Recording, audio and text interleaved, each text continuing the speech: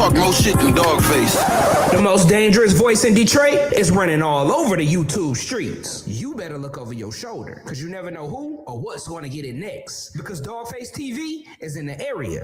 5, 4, 3, 2, 1. Let's go, people. Mic check 1 2 1 2. Mic check 1 2 1 2. I'm the biggest dog of them all, aka Dogface Calderon, aka I'm the bad guy, aka nobody likes me, aka I never learned how to play well with others. Because I don't like you. Hey, here we go. Everybody like me. Everybody like me. Who? Everybody like public figure Boogie. Bro, listen, man. Hey, listen, I need y'all to like, subscribe. Let me type this in here because Boogie's on bullshit. Yes, sir. I mean, no, I'm not. No, I'm not. You said it right. He said, yes, sir.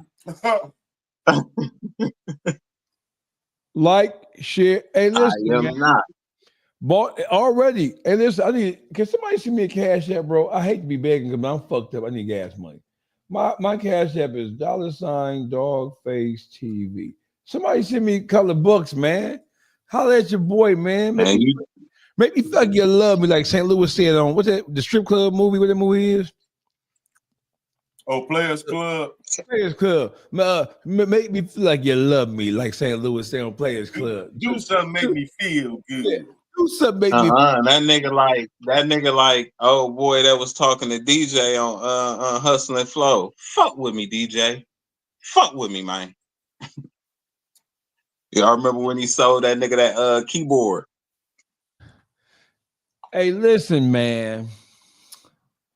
How y'all doing out there today, man? Hey, listen, people have been complaining that they're not giving them enough content. So what we've decided to do is this is our second live today. The first live we went ballistic. We shout out to Henny Saber's reviews. Henny was on the show earlier, and we went fucking crazy, right? With 2.5 hours of a show content. When you get through watching this, go back and watch our first live where we talked about people and their mamas. All right, listen, are we wrong about how we talk about people, man? I'm asking for a friend. Are we responsible? No. No? So we're not wrong for talking shit about people. Are we concerned about getting beat up? Come on, listen, man. We only aim for those who are capable. Right, but I just want to make sure. We have to, as friends, we have to self-correct each other, right? We don't need the outside world to correct us. So, are we bullies? Are we YouTube streets bullies? You, yes. No. The rest of us, fuck no. Well, why you say I'm a bully? I ain't never wrong nobody. I'm at my own business. You feel me? You do. Right. You're still a bully.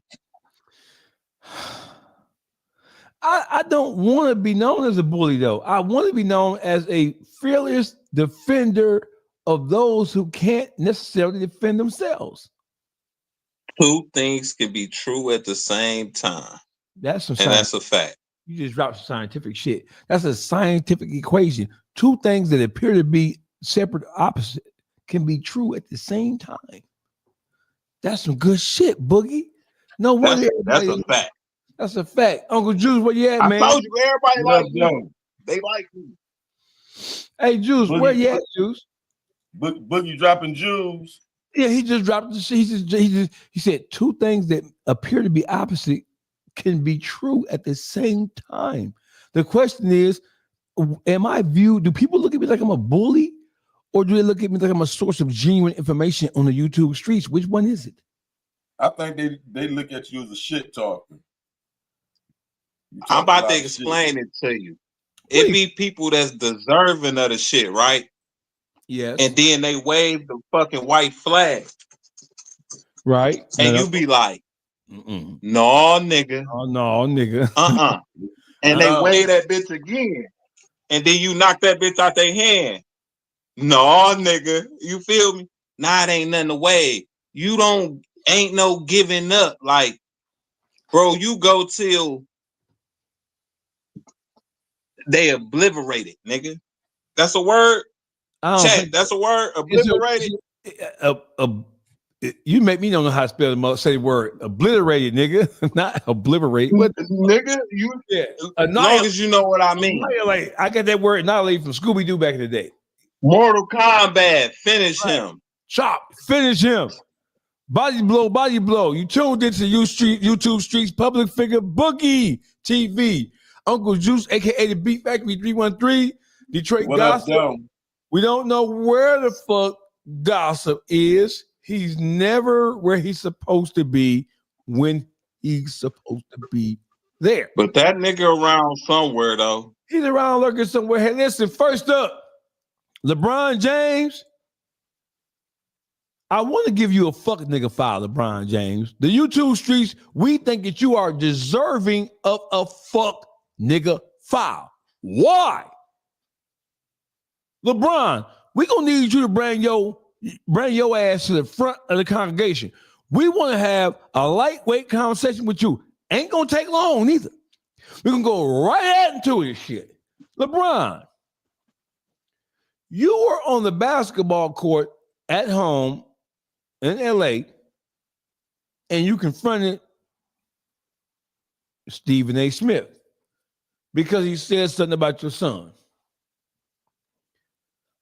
I don't have no gripes with that. I think you should have, you know him well enough to be able to have been able to call him and talk to him. So do I think you should have confronted him at the game? I think you were trying to make a public spectacle.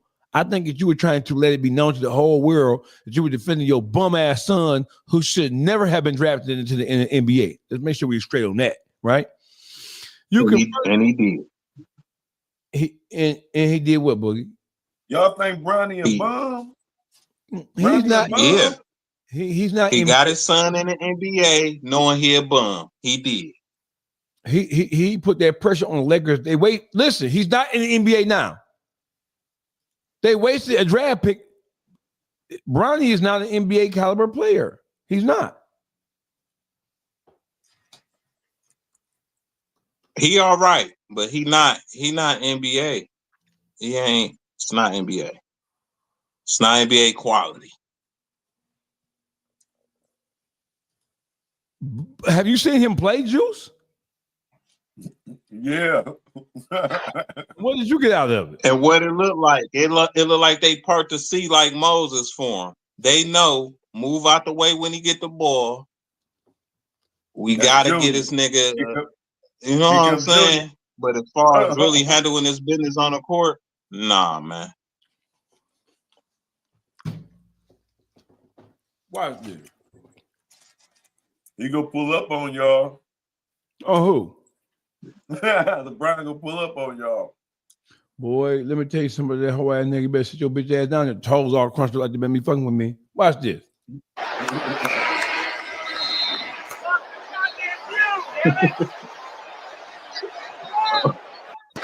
So he's checking Stephen A. Smith because Stephen A. Smith said something about his son. That he didn't like.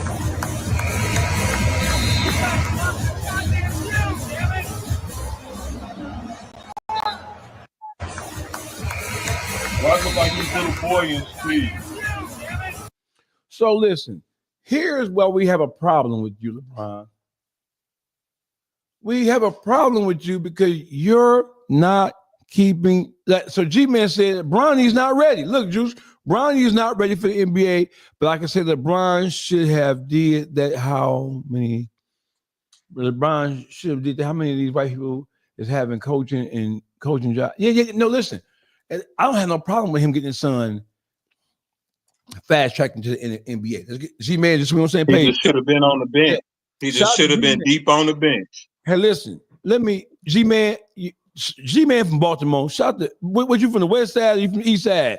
Because, you know, whenever I hear Baltimore, I think about my man D-Boy Dome, one of the hardest rappers from the city of Baltimore ever, D-Boy. So G-Man, if you know D-Boy, tell D-Boy how to let his man, right? Listen, so I don't have a problem. It's called nepotism. White people have been, listen, I don't have a problem with him using his power to force his son into the NBA and to force him on the same team as he was on. No problem with me. Like you say, white folk been doing this shit for years. We can't get mad at it. You know what I'm saying? His son, he has a skill set that he's not ready for that level of play yet, right? But do I have a problem with it? No, because there are a lot of white boys, a lot of who, in just the world of business, we get it. Oh, should I say, G-Man, you actually the first East Side Baltimore motherfucker to come on this show. Normally it's the West Side and low end niggas be on here, man. Shout out to G-Man, the East Side of Baltimore. Y'all know what it is, man. I don't have a problem with. Do you guys have a problem with the fact that LeBron? We know that LeBron forced his son into the NBA on the Lakers team. Did he hurt the Lakers? Could they have used that draft pick for somebody who's more NBA ready? Or how y'all look at that? Yeah. I think he hurt his. I think him doing that though, it did more hurt to his son publicly than it helped anything, because it got niggas like me like, man, niggas a bum. Even if he was all right, the way I see it now, he not all right. Like that nigga game is not ready for the NBA. It seemed like when they moved him down to the G League, whatever they call it now, they was moving out the way for him to get buckets. It's like LeBron made a call, or the league, and they was like, we need this guy to look a certain way. He ain't never been one of them guys since he got in the league. That's my opinion. Juice? Yeah, he supposed to did that for his son. I don't knock that, but his son, he should have let his son get a little more college time. Then he set the standard so high. That's what people fail to realize. He upped the ante. He made it hard for his son to fill them shoes. You feel me? On the real. How many professional motherfuckers could fill them shoes that got more experience than Bron? So the expectation that we looking for out of him, we probably won't get to see that out of him. You feel me? Just because his daddy set the tone so motherfucking high. You feel me? Huh. So listen. You could have at least been a LaMelo Ball. You don't even have to be your daddy, but nigga, you could produce more than that. Even if you wasn't him, people would still say, like, if you got game, you got game. It may not be like your pops. They'll say that, but they'll be like, hey, the argument would be, hey, that boy got game. He don't play like his pops, but he got game. But you want me to tell you you gotta what have that some show? type of game. Go ahead. What it showed to me is that he doing what his father wanted him to do. That's his father's dream. He just playing it out. That it's evident that ain't his dream to be no superstar basketball player, because the skills ain't there. You feel me? So he trying to do what his daddy want him to do. That's all. Not to disappoint his daddy, but if you probably ask him really without his dad around, that probably ain't what he want to do in life. Be no ball player. You feel me? Facts. You think can you see that I don't want to do this, Dad, but I'm doing it because the pressure of being your son is on my shoulders? Yeah, for real. Look what his daddy did. He took lead of that. You go come play with me. Y'all gonna let him play, even though he ain't built for it right now. Y'all go. Everything his daddy did that. It ain't him doing it. If he wanted it, he'd been playing harder, private trainers and everything else. He'd be equivalent. You feel me? But it ain't. You can tell the way he ball. It ain't. He don't ball hard. You feel me? It ain't his desire. That's what I get out of his makeup on the court. He don't play aggressive or hard like his daddy. You feel me? Well, there are rumors do. I got you. There are rumors that LeBron's thinking about retiring after the Lakers lost. Can LeBron retire right now? And I'm asking that question because LeBron, you cannot retire until the Lakers get a draft pick that he should go. No. Listen, no. Hell no. He cannot go. He gotta go. That nigga just exit the playoffs in the first round again. Hey, Boogie. Bye. LeBron James cannot. If LeBron James retires, this is what you're doing. You're giving his talent away without no replacement, right? And then the draft pick that the Lakers wasted on his son, they have not recuperated from that, bro. You cannot retire until you give something back to the Lakers worthy of what they did. They you can't do that, bro. You got to get. You got to live with your decisions as a man, despite the color. Y'all made that decision, and y'all let him make that decision for y'all. He finna retire. So y'all made that dumbass decision. Y'all made this shit look like an old Cinderella story. Yo fault. Glass slipper my ass, nigga. No, I guarantee you with them holding up to their end of the deal is something he offered them to do for them. They didn't just do that and he didn't offer nothing on the floor, Boogie. So why he talking about retirement? What he offered up was his son to be as good as he is, and he not. That's just the propaganda, man. Yeah. About to retire. He cannot retire. If you retire the year after they draft those bum ass son, you are gone and lose. And you are gone, and your son is. They got Luka. What you got to do with his son? Luka. What do we listen? What that nigga's Darko Milicic. Remember we got the nigga with the name Darko from the Pistons. Got the nigga. Right. Instead of getting Carmelo Anthony, D Wade, Chris Bosh, Joe Dumars in his. I love Joe D, but Joe D is a horrible general manager. Right? He fumbled there. LeBron, you can't retire. I don't give a fuck if your toes look like this. You seen LeBron toes? He can't retire, bro. Can't do it. Right. He gotta help build a team back up first. Absolutely. But listen, here's what we're saying.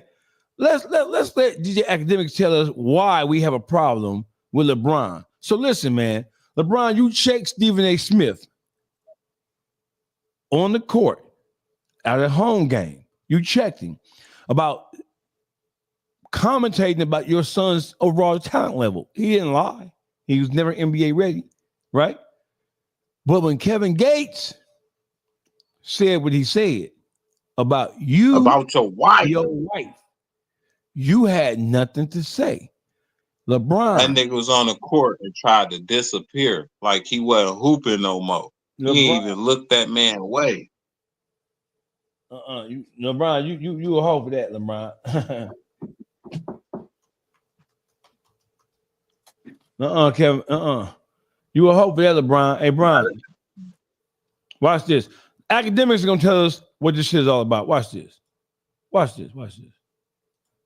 know, I realize y'all really be on LeBron, and I'm like, yo, chill out, man. We gonna call a spade a spade. I think LeBron is absolutely pussy for not checking Kevin Gates.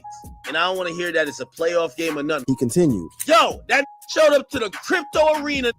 I'm talking about Kevin Gates after he said that LeBron James' wife looked like Lamar Odom. Basically saying, shorty need to get right. She don't know how to act around a real, which is way more disrespectful than anything Stephen A. Smith done said about his son.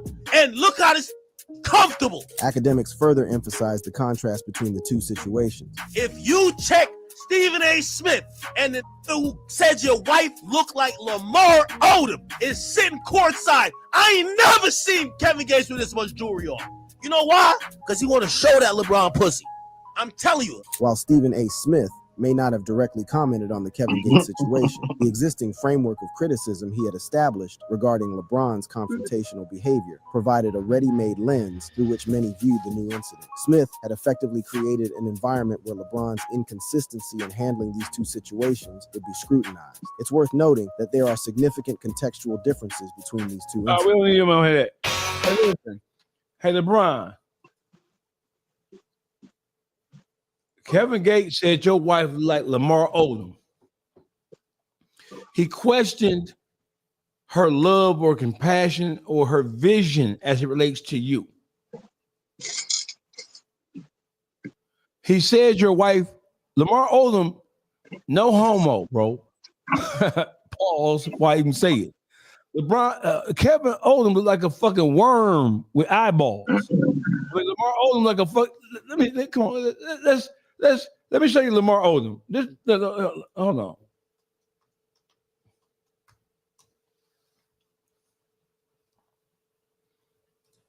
And ironically, he's in a Laker form. Now watch this. He said your wife looked like this.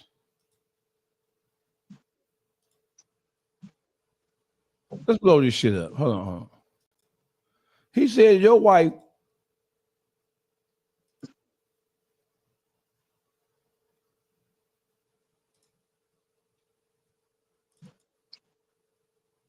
looked like this right here. Man, what? This nigga said your wife looked like this. Like, come on, we're gonna let's have a talk. Kevin Gates said your wife looked like this. Hell no. And you mean to tell me he ain't say that, you said approach Stephen A. Smith for talking about your son basketball skills is under average. You get mad at another man for saying what your son is displaying that we watching right before our eyes. And Kevin Gates sit courtside and you disappear like you ain't even hooping no more. After you say your wife look like Lamar Odom, you ain't approaching, you ain't standing there on the sideline waiting for the ball and look over like bitch ass nigga. You ain't do nothing. Like couples. That right there, that check that nigga man meter. Hold on, that motherfucker was real low. Here go right here. Here go right here. So here we have. Let's just because we don't want to. We're gonna go right. But this is what Kevin Gates had to say about LeBron and his wife Savannah and their relationship. This how the conversation came up. We were just looking at like couples and people in the league. And we was talking about how LeBron do the little handshake with Savannah. Right. And then I was like, maybe I notice shit that people don't notice. But I'm like, they was like talking about, what if you had LeBron money? I'm like, man, he one of the greatest players to ever play the game. Right. But I wouldn't want to trade places with him. And they was like, why not? Why you wouldn't want to play with him? I say, because I don't like the way Savannah look at LeBron. I like the way them white women look at LeBron. Like when soon as he walk out there, they just be like, oh. This how the conversation came up. We were just looking at the full conversation. I ain't the fool. Let me find the full one. He definitely said she like Lamar Odom. The main player on his team, which is that, it's like you. They be dicked out. But it's like I noticed when he go do the handshake with the main player on his team, which is that, it's like you act like I'm bothering you, bitch. Like I'm the. You act like I'm bothering you, bitch. So he uses the word bitch and LeBron in reference to LeBron's wife in a scenario, all in the same sentence. So you would think if LeBron was going to be mad at somebody, he'd be mad at this gentleman. Greatest player in the world, one of them. Like top 5, top 10, I'm one of them. And I'm in the playoffs. And you act like the warden of the jail. Like you came here to police me. Like you ain't, like, you not dicked out like these white women just dicked out about me in here. Like, so, like, I couldn't do it. I couldn't do it, bro. Because when I've been around that dude just, his spirit so loving and giving, it hurt me. It hurt me to see that. So that's what Kevin Gates said about LeBron James' wife, Savannah James. People were caught off guard by the video. It was like, for one, why is he even using LeBron? I want you guys to pay attention to Savannah James' body language and how she looked when LeBron James called in. Let's check out that clip right here. What's your name? Where you calling us from? And what's your holiday crazy? What's going on? LeBron James. I'm from Akron, Ohio. And You my sound like holiday Santa for a Sexy. second. I know. It was giving Santa Sexy Claus. Santa. What's going on, LeBron James? What you got for us? What's your holiday crazy? Best gift, worst gift? No, my holiday crazy is your co-host, April. Oh, me? Okay, so the reason why I wanted to show you guys that clip of Savannah James' podcast with LeBron James calling in is because you can see Savannah James was bubbly when the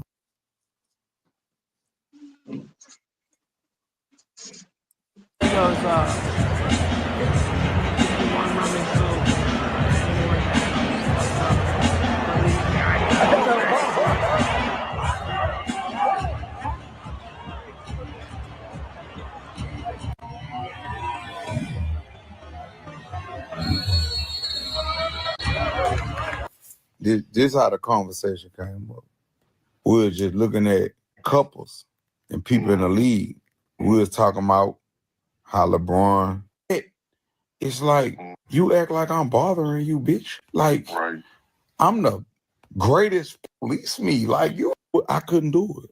I couldn't do it, bro. Because when I've been around that dude eject away from my partner, man. Don't do that, man. You dive on the floor behind that, man. Dive on the floor behind him. But, you know, like, I know a lot of people going to hate what I just said, but I'm going to be honest. If everybody like me, then I'm pussy. So we can do whatever you want to do about it. I'm going to die about everything I say. So I love LeBron, and I hate that for him, bro. I hate that he got to go through that. As a man, I hate that he got to go through that, bro. In the playoffs. In the playoffs. Your main player act like it just, you have a look on your face like, I could be doing more. Like, I loved you for you. Like, when I met you, you look like Lamar Odom.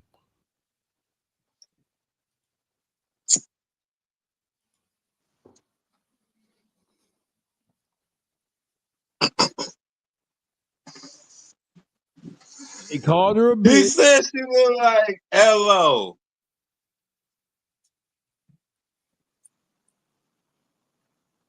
Yeah.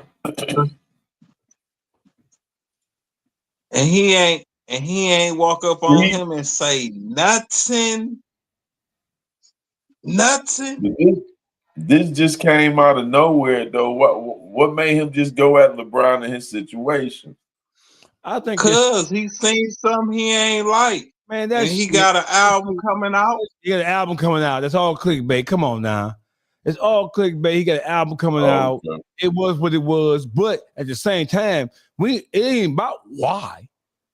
It is about he pulled LeBron card. It's about same energy. He refers to your wife. He put his eyes and his mouth on your relationship with your wife.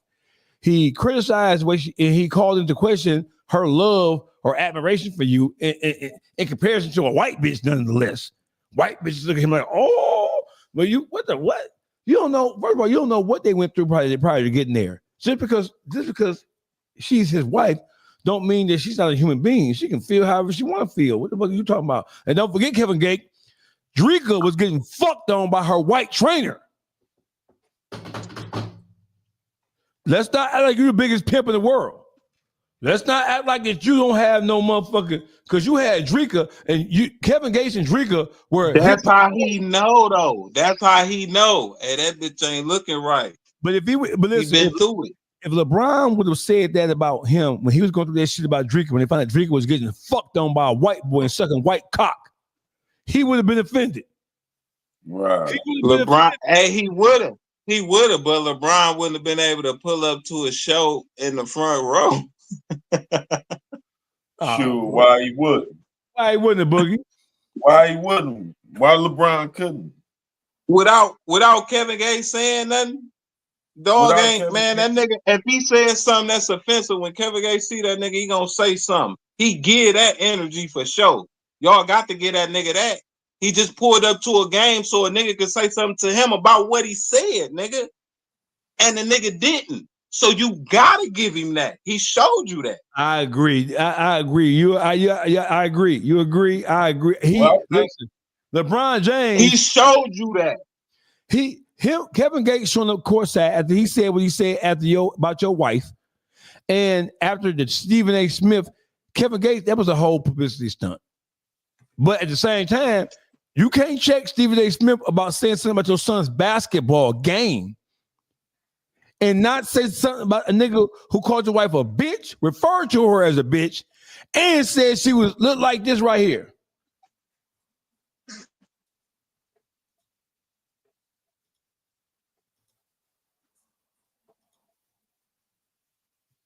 See, but the thing is, we can't say that because we don't know what he went through behind closed doors with cutting into Stephen A. Smith.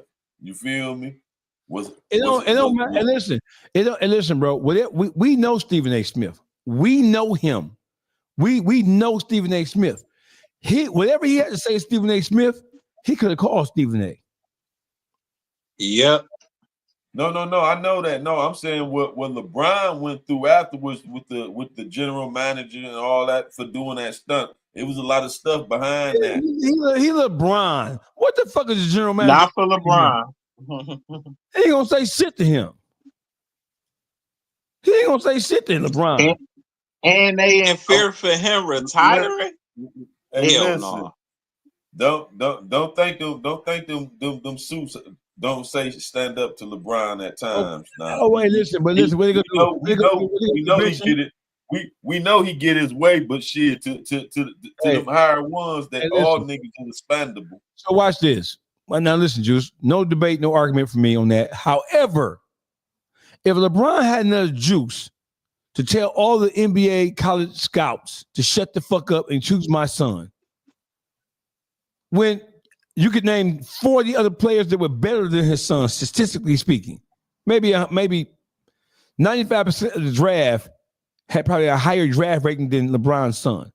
If he was able to convince the historic Lakers to do that, what do you think they're gonna say to him about confronting somebody else? What they gonna do? Suspend him? Not in the playoff? No, they wouldn't. What Kevin all Gates, that money? What Kevin they Gates, came to see LeBron.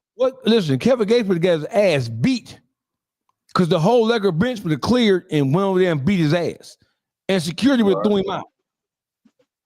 So that was the perfect time to check that nigga. And listen, let me tell you what I would have did. I'm dribbling down the court. That nigga sitting there like this, with on some muscle shit, shirt open, on chains on.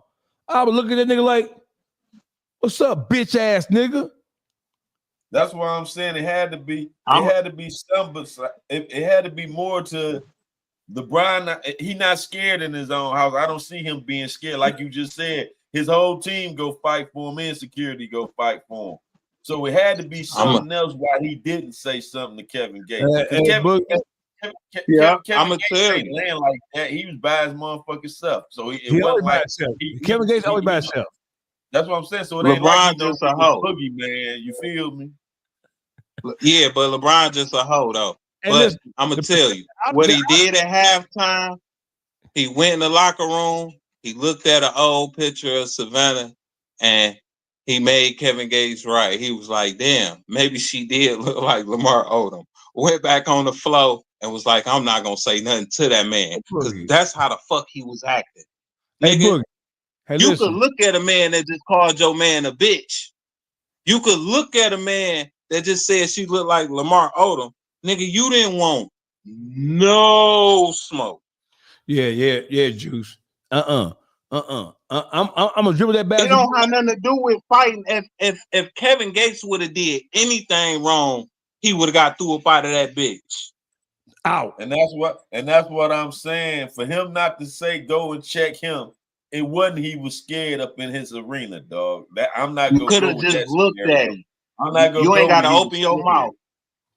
Hey, You ain't Juice. even gotta open your mouth. Let that nigga know I see you though. And look dead at him. You ain't even gotta open your mouth, but let a nigga know, hey, I see you, nigga. I ain't scared of you. I agree. I with see you. you. I would just And I'm gonna keep hooping. When I come back down, I'm gonna try to tear the rim off and look at you again, nigga. Like, yeah. I'm gonna grab my dick when I run past you. I'm gonna grab my dick. he ain't gotta say nothing. I just up and down the court keep looking at him every time I dunk on the nigga. Right. Well, every time I hit jail. And listen, I would have like listen. And that's what I'm saying. Everything y'all saying he could have did, so it's a reason he did it. And I ain't gonna say it was because he was scared. He ain't been following no rules, Juice. No. That nigga been doing exactly what he want to do since the day he stepped foot in the NBA 20 years ago. I would have, and then you staring at me. You that nigga hawked him down, sitting there like, man, I'm still a man. Hey, listen, if I say something to him for staring me down, when you understand listen, LeBron is a brand. You cannot come to my home and show me up in my home. You cannot do that, right? So when I run down, I know what you're doing. You know, these white folk might not understand what kind of show you trying to put on. You put on a spectacle. Exactly what we said it was, what he thought it was. That's exactly what everybody is saying. Academics are saying, you pussy. I don't give a fuck what the front office is saying. What are they gonna do? Fire me? No. We in a playoff game. What you gonna do? Suspend me? No. I would have rammed down the court. LeBron James. Listen, this is what I would have did. As soon as I seen him out there, I'd walked over there to him at the beginning of the game. Fuck all this, nigga. I'm LeBron James. Nigga, I'm worth $500 million, nigga. What's up? Bro. LeBron do the same shit the other NBA players do. They never find this nigga. Man, listen, I would have dribbled the ball on that nigga head on purpose. I would have That's what I'm saying. I would have told my teammates. I would told my teammates. I would have told my teammates, dog, we finna do it out of bounds right here. And I would have fell on that bitch ass nigga and elbowed that nigga in his motherfucking diamond teeth. What he was gonna do? Everything y'all saying is absolutely right, except for I don't agree with he was scared in his own house.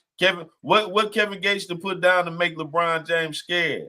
You feel me? In his house, whatever he said, with all the security, whatever he said on that video, whatever vibe that nigga gave off, he made it where that nigga wouldn't even look at him, Juice. Think about that. You trying to give him an excuse? It ain't about what Kevin Gates did in his past or none of that. I ain't trying to give him no excuse. I'm looking at the level of it. You feel the me? The level is he checked Stephen A. He responded to him. Hey, Stephen A. Smith. He responded on Instagram. That's what I'm saying. He checked Stephen A. Smith. You don't know what he went through behind checking because Stephen A. Smith, somebody in the sports world too. Who is more important? Who is more important? I ain't saying he's more important than LeBron. I'm saying Stephen A. is somebody No. I'm saying who's more important? Stephen A. Who's a bigger name? Stephen A. Smith or Kevin Gates? Them white folks who run Lakers. Them white folks don't even know who the fuck Kevin Gates is. Right. Jerry Buss and his family, the Buss don't even know who Kevin Gates is. For what LeBron worked. No, I got a good question. What was the consequence going to be, Juice? I got a good question. If they told him, they said, hey, Kevin Gates is sitting in the front row. Don't say nothing to him. We forbid you to do it. If he would have did it. What's the worst they going to do to LeBron? What's the worst? He been in the league 20 years. What's the worst if he didn't listen to them and look at them or say bitch ass nigga was the worst they gonna do to LeBron James. Everything y'all saying it makes sense, except for it was in his house. Like Dogface said, the whole team go fight for him if you say something wrong to him. The whole security staff at that motherfucker go fight for him if you say something wrong. So I'm not getting he was scared in his own house. That's all I'm saying. I can't see he was scared. In one place a nigga go be tough at is where his security at.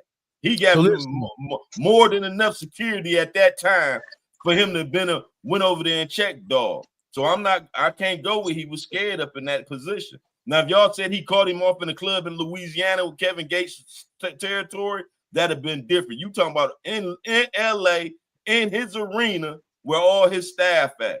So I'm not gonna go on the scenario he was scared. It ain't like Kevin Gates, the real boogeyman. He a rapper. You feel me? Nah, so with Stephen A. Smith would have fired on his ass.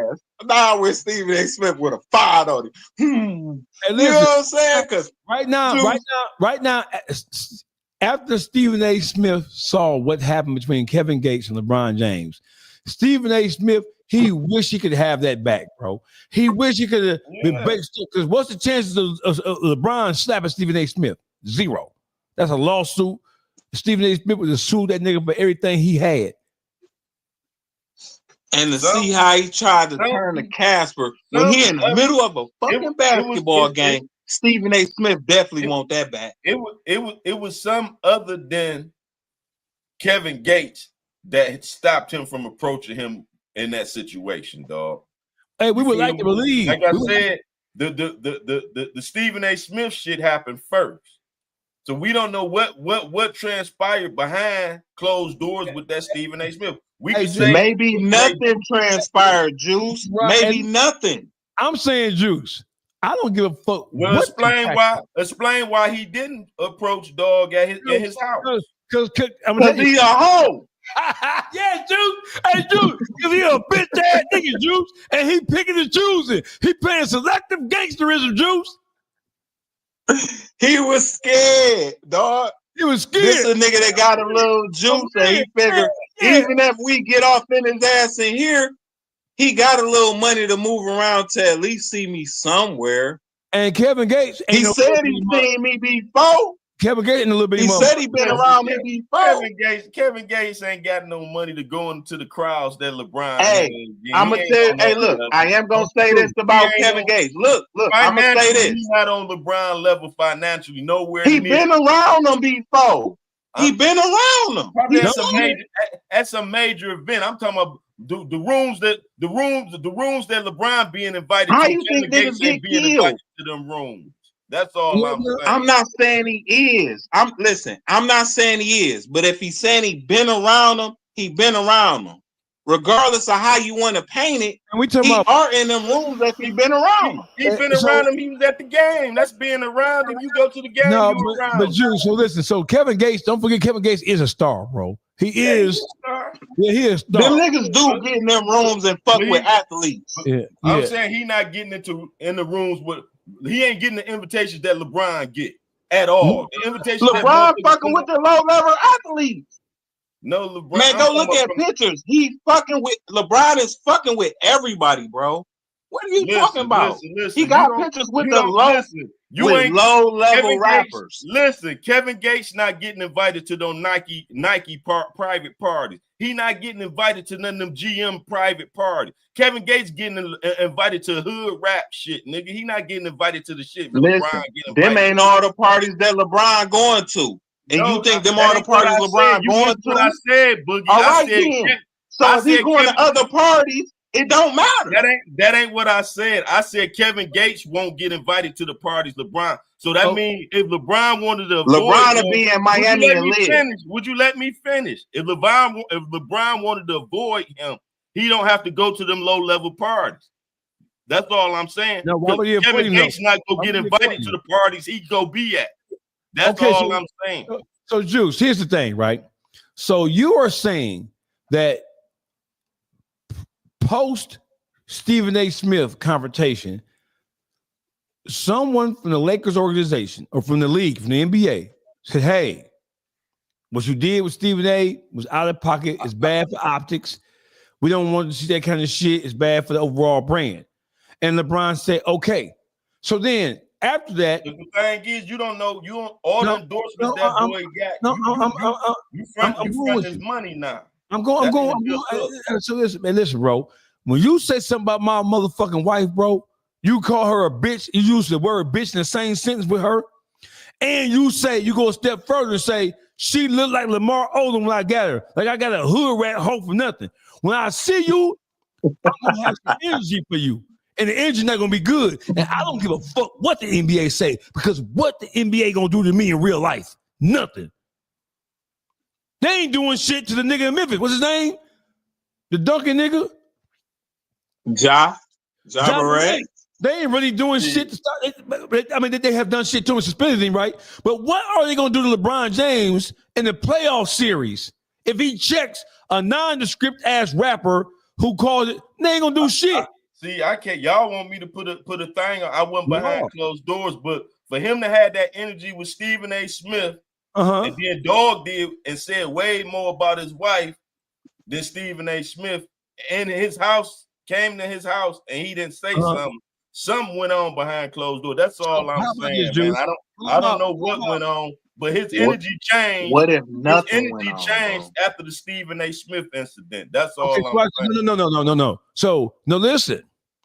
When you say his energy changed, you are suggesting that his overall personality or his overall character. It changed because Kevin Gates the killer. Checking motherfuckers in the public eye. All we know is this, right? This is what we know. We can make an assumption, but all we really know is that you have two men who offended him. We have two men who offended him. One man said something about his son's basketball acumen. The other man said something about his wife, how she looked at him, how she viewed him. He called her a bitch, or referred to her as a bitch, to be fair. And then he said, you look, that bitch is a broke hoe, like Lamar Odom when I got her. My nigga, when I see you, paint the picture. Where we at? We can be in the White House. When I see you, I'll put my finger in your face and like, bitch, keep my, like he said, see you, what? Nigga, I'm beating your ass. And I agree with you. I ain't saying you wrong for that. I agree, and I played it the same way. But that still don't change the fact that something had to happen for him not to have that same. Now, if the Kevin Gates shit would have happened first, if the Kevin Gates would have did what he did first, said what he said first, and did that stunt, and then Stephen A. Smith came behind, and then he ran and checked Stephen A. Smith, then I'll say y'all was right. He didn't check Dog first. No, Jude, hold on, Jude. What I'm the only difference, I gotta listen. Go ahead, Juice. Go ahead. Go ahead, man. Y'all the only listen. Listen. The only difference is all we know Stephen A. is Smith is two different men. All we know for a fact, we don't know that anybody said anything to him. The only facts that we have is we have two different human beings who have two different get downs. Kevin Gates is known for controversy. He known for getting into it with niggas. He known for standing on shit. He don't use no. See, Kevin Gates is a nigga who don't travel with no security at all. None. He didn't go to jail for hitting you. Yes. He don't care. He kicked the bitch on stage. He don't care about that. Oh, so his background is known for doing shit like that. Okay, so listen. Kevin Gates is from Baton Rouge, Louisiana. Not necessarily the nicest city in the country. That's one. He's he's not necessarily a gangster rapper, but he got a gangster persona about him, right? He move and shake like that. He's screaming his Islamic shit. He never had no security with him at all, ever. He one man, but he know how to manipulate shit. This whole situation with LeBron was all manipulation on his part to make himself look good and make LeBron look like a hoe. He showed up courtside after he said something way more derogatory than what Stephen A. Smith said. I'm telling you that they didn't know he was coming. He bought them tickets like everybody. Nope. They didn't know he was coming. So it's not like they planned for him. So do you think when he walked down there and sat in that seat, the NBA front office called the Lakers, called LeBron, said, hey, you know Kevin Gates is in the front row. Don't do anything. That ain't what I said. I said we don't know what happened after the Stephen A. Smith thing, period. So I ain't saying from the general manager, not that day. You don't know what went on with his endorsements, what type of stuff he got going on. Man, that nigga don't get. Hey, listen, bro. Man, ain't no endorsement dropping LeBron. Everybody different with how they handle things. LeBron not from the. See, we go handle things from a street. No. Hear what I'm saying, though, Juice. I don't. That's what I'm saying, bro. But I don't agree. I don't agree. This is why. From an optic standpoint, strictly from an optic standpoint, you're trying to introduce reasons why. No, I didn't. That's what. No, y'all putting that on there. I said I don't know why. I just said this is what I said. Let me finish. Let me explain what I said. You saying? I said his energy changed. Nothing happened after the Stephen A. Smith time. Nothing happened. What changed is the human being. The human being in the equation. That's the only thing that changed. I still say different because that was in his household. So I don't see nothing Kevin Gates did that a nigga go fold up in his own household when he got all his security. Kevin was gonna fold anywhere. He ain't no lion. He gonna fold anywhere. That night he was secured that night for sure in his house. I don't even think nothing Kevin Gates. So you saying Kevin Gates could have got off on him in that motherfucking arena then? If he walked up on him, he could have. I'll take his one punch. I'll take it. And what would have happened? What would have happened to Kevin Gates? He would have got threw out by security. The team jumped on him, but he still would get that one punch. It don't matter if they would have jumped him and beat his ass. What matters is he wouldn't even look at him. He didn't even look at him. Come on, Juice. He wouldn't even look at him. Sponsors and all the NBA brass told him, "Don't even look at this nigga when he stare you down." Come on. And 6,000 shots put up through the game, and he didn't even look at him once. Hey, I can't say what transpired, but I can't see that. I ain't gonna say that nigga was scared in his own house. Hey, listen, what I'm telling you is this: all we know is what we know. We examine the facts as we see them. If that was the case, we could start examining some shit about him and Stephen A. Smith. If we want to do that, we ain't going way that way. We're looking at his direct actions. Listen, Stephen A. Smith is an old man. He a little bitty motherfucker. You tower over him. Right?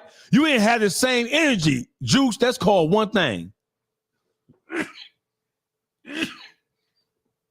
You ain't want that confrontation. He ain't want that confrontation, Juice. Now I'm gonna ask you a question, Juice. Let's just say this motherfucker said something about your wife, your girl, the lady you dating. Shots fired, man. Down. We ain't got to talk about that. But LeBron don't come from that piece of cloth. You talking about a nigga that's been an athlete all his life. LeBron ain't been on no street. She been an athlete all his life. He came to the pro. But you gonna step to Stephen A. Smith like he went pro. You gonna step to Stephen A. Smith like this though? Hey, Jules, I got a question for you. Listen, you had so much anger and vitriol for Stephen A. Smith old ass. Based on him saying your son ain't ready. You had that much energy and pressure for him. You had that much. What's this? But your bitch look like Lamar Odom, and I'm a head on out.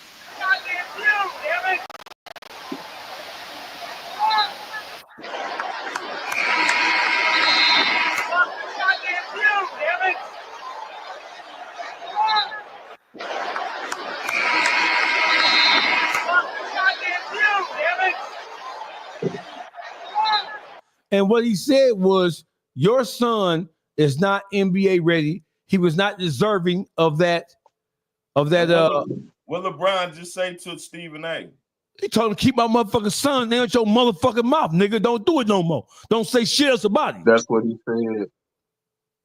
That's what Stephen A. said. He said, like, hey, keep my motherfucking son name out. That's what he said. Keep my motherfucking son down your mouth. So all Stephen A. said about his son was, your son is not ready. You use your power and influence with the league. You held it over their head, and you got them to draft your son who was not ready. You hurt the team. He said your son is not NBA ready.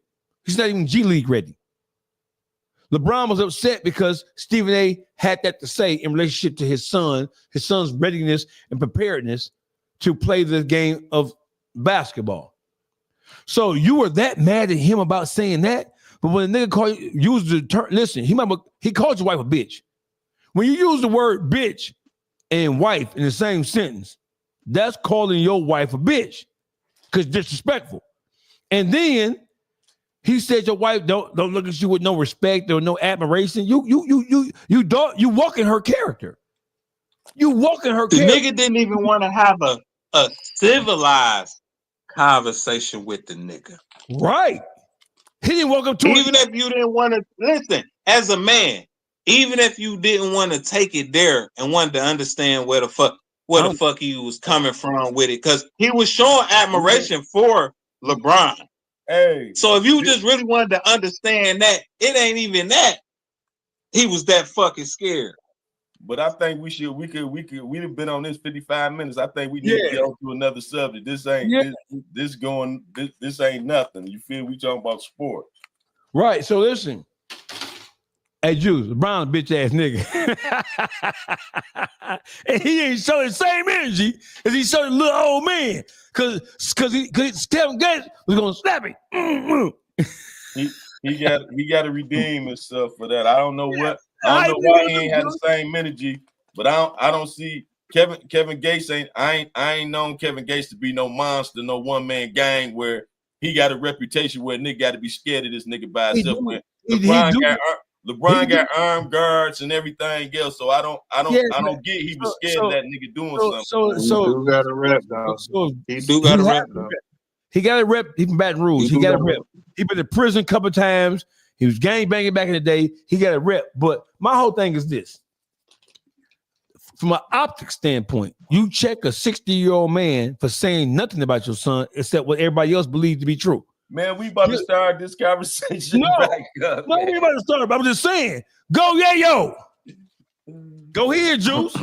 That's your man, Juice. Go yayo. He's released from prison, from federal custody about 2 weeks ago, and he's going on a run, an interview run. No Jumper, Academics, Vlad TV, everywhere. He's everywhere. And I think Go Yayo about to crash. I think that's why he doing this run. I think he done made his mind up before he came out that they done killed his little man, and he feel this he the blind because little Ronnie, and all these interviews that he doing now that he been since he been home, he's saying little Ronnie wasn't about that. That was him that was starting all that. So he taking the blame on the chest, on the chin. You feel me? And he fought himself for that man losing his life and his daughter's life. So I think he doing these interviews and stuff. He letting them boys know he coming. He about to crash out of. And I hate to say it, he should go another route. You feel me? Because it ain't gonna change. It's gonna make the situation even worse. You feel me? And the guys that he plan on going with, they standing tall on what they standing on. Because you see, his other man ended up just getting shot in the head. They pulled up to his car, pulled right in front of him, lit that motherfucker up. You feel me? So they not playing. they not playing. You feel me? So I think he getting his crossing his T's down his eyes because he feel his day's number. So he want to take as many out before they take him out. He know what's coming. You feel me? But just why go on that interview run? Why talk about this shit? These are real life issues that are still. Why do all that though? Because I think he feel he at the end of the rope. So if he go out, he going out in the glory. If he go out in bullets, you feel me? He want to been told his own story on these podcasts. He telling how he feel, what he going through mentally with the little Ronnie thing and the whole situation. And he want them to know how he feel. You feel me? Whoever his ops are, you feel me? Only them and him know exactly what's going on. You feel me? He know what's going on because he created the situation. You feel me? I've been watching pretty much all of what the fuck Go Yayo been dropping, or what No Jumper, all them been dropping. He don't seem like he about to crash out to me. He seemed like he just know how to get them numbers up and go viral. Cause I'm listening to what he's saying, and the nigga like, I don't think my nigga want me to crash out. You feel me? And that's what everybody waiting on me to do. But I think he's so caught up in going viral, and he know how to from just the controversy he got surrounding him. Now, if he crash out, it's because he already got too much beef around him to, even if a nigga pulled up, he got to start shooting. Ain't nothing else he really could do. He already, you know what I'm saying? But I don't think he's seeking to crash out this time. Like, I don't think he seeking it himself. I think whatever happened, happened. But I don't know. I don't want the nigga to crash out. And from the interviews, I get exactly what you saying, Juice. But the nigga, he just know what the algorithm do, and he know what they want to hear. Like Adam was talking about something, and he was like, "Man, fuck it, man, fuck that. You want to talk about my brother? You know what I'm saying? Let's talk about my brother." Like he want to get right to what you want to talk about. He don't even want to. He just, all right, this gonna go viral right here. This gonna do this. He's still on some stump down gangster shit now, but I don't think he chasing it. I don't think he chasing it down. I think he trying to do it different now, and that's why he going from coast to coast, hitting these platforms. Boogie, I don't think that nigga that smart. I think that nigga's. I don't think he's an idiot, right? But I don't listen when you look at what these interview platforms with the role they played in getting niggas knocked down. And I ain't saying it's their fault. Because if you go in there and say some foolhardy shit, it's on you. But when you look at Adam 22 and Vlad TV, and you know when you listen. Why would you go on there? Why would you go on there, bro?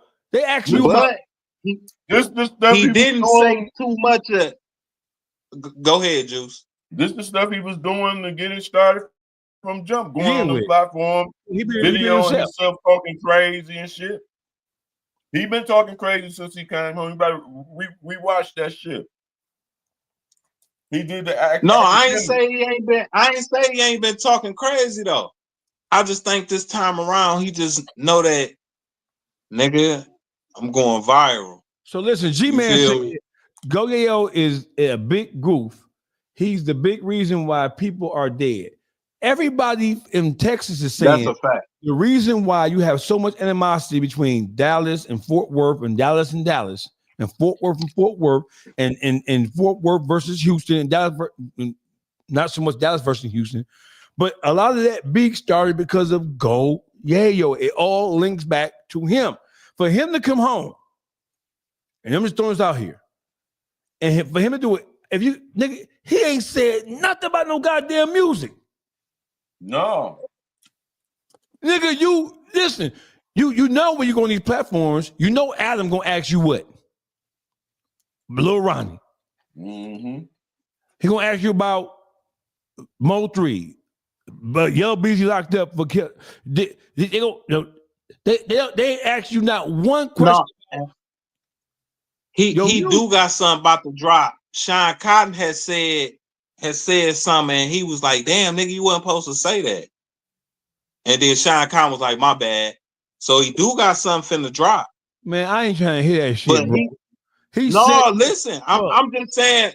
You were saying he don't got no music about to drop, but he got some music about to drop. No, he said Vlad them ain't asking him about no music. They asked him about that murder, death, kill shit. Right. That's what he said. Then listen, so let me tell you something. The FBI and the ATF are listening.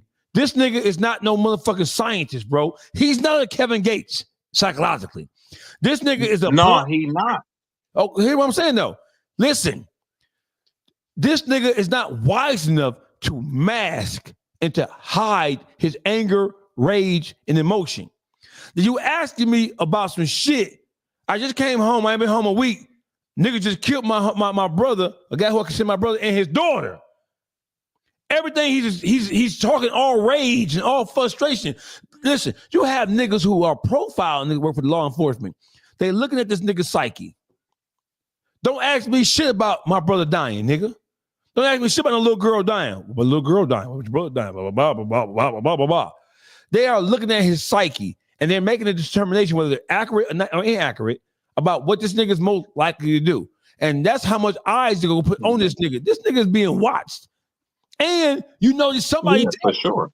Somebody telling on something because niggas dropping. When niggas start dropping, niggas who don't want to die and hoes who don't want to get caught up in that death kill shit, they start leaking information. Go-Yayo would be wise not to trust a motherfucking soul, bro.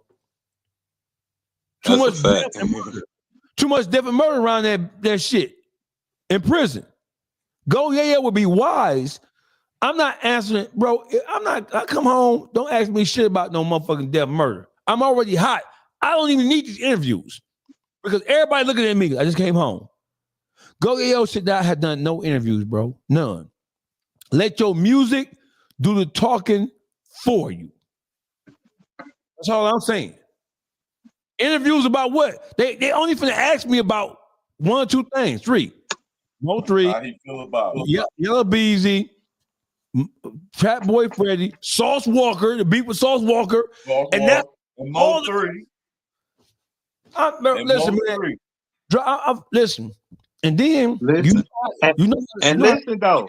On the interviews, he really not saying too much of nothing. He just saying shock value shit like, listen what I'm about to say. The Sauce Walker shit. He like, oh, I wish he died. Like, that's it, really. The dumb motherfucker not. He went no, in. Listen. I'm not saying he didn't go in. What I'm saying is the information and what he was talking about was nothing. Okay, it's just that he hate niggas. That's it. Hey, it's just the niggas he hate. Hey, Boogie. That's all it was.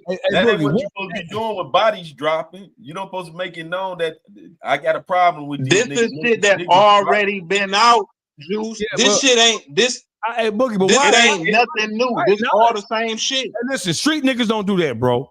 Street at niggas, all. And it's still going on. It's active. It ain't over with. It's happening as we speak. Nobody thinks. I'm not saying that we do. Nobody thinks Go Yayo is gonna let that shit die. Nobody thinks that. So and he ain't gonna let it die. He ain't gonna let it die. Nobody believes he's gonna let it die. Right? Listen, the shit he's saying, oh yeah, it gonna get dealt with. Blah blah blah blah. Even if he not saying I'm gonna kill these niggas for killing my people. I'm gonna kill you. I'm gonna shoot them and kill them. But he might as well be saying that. When you look at the inferences that he's making, when you look at his body language, oh yeah, ain't worried about it. We're gonna get with that. He ain't on no paper. Finally, he ain't no parole, probation, nothing. So whatever he want to do, he can do it without nobody tracking his whereabouts, no GPS tether, no have to report nobody. He totally off all paperwork. He clear. First time in his adult life, he's totally clear. You ask me, hey, Dogface, your man got killed, blah, blah, blah. How I'm supposed to answer that question? My response, the nigga need media training and he need grooming. He needs media training. He needs to stay out of the camera. He is worse in the camera than Brick Baby and Loose Booty Cannon. How long y'all think he got free? Bro, this nigga, he is more pressed to respond than Lil Durk. He is more pressed to respond than Lil Durk was pressed to respond about King Von. That's what I think. And I think that he ain't smart as Durk. And that nigga is plotting. I agree with you on that because the simple fact is, it's because of him Lil Ronnie and his daughter got killed. See, King Von got killed because of what he did. Lil Ronnie got killed because he was Yayo man, and Yayo started all that beef with all them boys. You feel me? I agree. I agree. This that's how I feel. They dog wasn't even like that. Well, he like that now. Hey, nigga, did you ever watch what that movie called? No, I'm saying his man's Chucky. They say he wasn't even he was just a old smooth ass nigga too. Hey nigga. If you cool with me, and I'm saying fuck FreakyLord Juan, and when I say fuck the Street Lords, and you saying yeah, fuck them. Motherfuck him. No, nigga. I'm saying that because of Go Yayo. Go Yayo like shit. My nigga wasn't even like that. So it make that nigga really probably feel like I gotta handle that because he wasn't even an enforcer. Yeah, but see, the whole thing is why give the listening audience anything about how you feeling. We know how you feel, and we look at your body language. We're listening to what you're saying and what you're not saying. We're looking at your body language. You take that and you add everything he already think about you. Why give him that? What's up with dog getting killed? Nothing. What you think up with it? How you think I feel? I ain't even finna mix that shit with Sauce Walker, you know. You asked me about how I feel about the dog getting killed, his daughter getting killed. How you feel about your man getting shot, his cousin getting shot in the head? What's up with you and Sauce Walker? Beef, fuck him, I kill him, I beat his ass. What's up with you and Mo3? Fucking blah, blah, blah, blah, blah. Look. They're not asking one question about how grateful are you to be able to escape all the shit you was charged with and be free without no police connection whatsoever. What are you going to do? How you plan on transform? I would have asked him this if I could have interviewed him, and you would have too. Brother, they are saying bing, bing, bing, bing, bing. That you might not like the question, but that's what they're saying.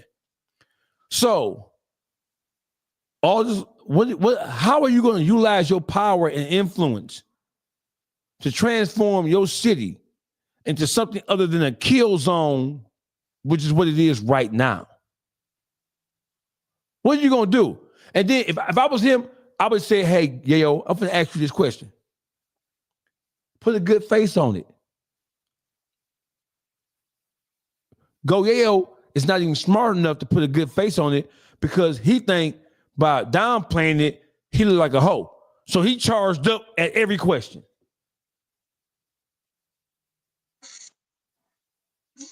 So now we know. You gotta look, see. Go ahead. See, Yayo is the type of motherfucker you really gotta ask that nigga the question like, you ain't tired of this shit? And you gotta look him in his eyes. It ain't even really about what he say. It's 10% of what you say and 90% of that body language. You see what I'm saying? He gonna say he a G. He on G shit. That motherfucker, bro. You gotta really look at this nigga like, man, what the fuck do you really want? Is you tired of this shit? You feel me? Like, I'm just saying it's always the same shit with this nigga. Yeah, but listen, Boogie, hear what I'm saying. When you go on Vlad, you know what Vlad gonna ask Yayo. When you go on No Jumper, you know what they finna ask you. You just watch No Jumper set niggas up and take niggas down to the ground. I'm not even going on No Jumper, bro. Listen, Yayo. Here's another thing, Boogie. Does Yayo? I said that. Did he need a No Jumper interview? No. No, but listen, for the reason you just said, knowing that the feds and everybody watched that, that's why I gave it that much credit that maybe he is just like, fuck it, I'm finna do this rap shit. Cause he know what they is, and you willing to go to them and still be trying to get active? But the thing is, Boogie, what have we been seeing these niggas do? What happened? Still go to Adam 22. If he didn't want, if his intentions was to concentrate on the rap, he wouldn't be saying shit to the niggas that's throwing bullets at him for real. He's saying fuck them niggas still. So he can't say he ain't with the beef with them niggas. In these days, that's what sell the rap. And what? In these days, that's what sell the rap. No, I'm responding to you saying it ain't necessarily the music no more.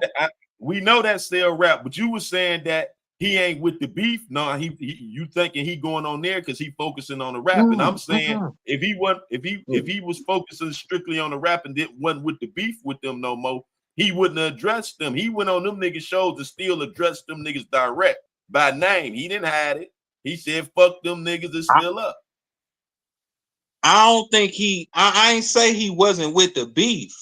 What I said earlier was I don't think he chasing it down no more. You feel me? Like if he come across it, he gonna handle it. If he wasn't chasing it down, he wouldn't have been saying them niggas' names, saying fuck them still. He's saying that no, he ain't. That ain't. Oh, he just said that the other day. Fuck them niggas is on. That's what the whole rap game. That's what the whole rap game do. Even when albums coming out, fuck that nigga. Hey, listen, Boogie, listen. I'm saying Go Yayo. Dallas is the hottest rap market in the world right now. Montana 700, motherfucking Zillionaire Doe, them niggas on fire. The new Dallas is what they call it. They on fire. He's from the Dallas-Fort Worth area. Go Yayo is like a little devil. He's the NBA young boy of Dallas. He's the Tupac of Texas. Everybody know he a stepper for real. Everybody know Go Yayo arguably is the best rapper in Texas right now. I don't know if you heard his latest project. Every song I listened to it. He sounds like a young version of NBA Youngboy, effortlessly flowing and hitting that every bar. He owned it. I'm saying, bro, you had all this shit to look at.